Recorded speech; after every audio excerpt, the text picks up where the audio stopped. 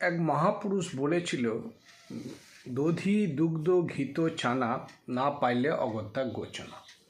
তা মেয়েদের জীবনে তার স্বামীর সুখ না পেলে সে মেয়ের জীবন অগত্যা গোচনার মতন হয়ে যায়। একটু ভেবে দেখবেন।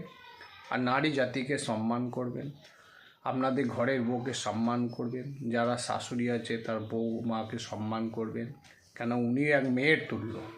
এদের সম্মান করাটা হচ্ছে আপনার কাজ। এদের সম্মান করবেন, এদের যত ভালোবাসবেন ততই ওরা ভালোবাসবে। যেমন রাস্তার কুকুরগুলোকে দেখেছেন, যদি ভালোবাসেন সে কিন্তু কাটবে না আপনাকে। তা মানুষও তাই, মানুষকে ভালোবাসতে শেখেন এবং তার সাথে ভালো ব্যবহার করেন।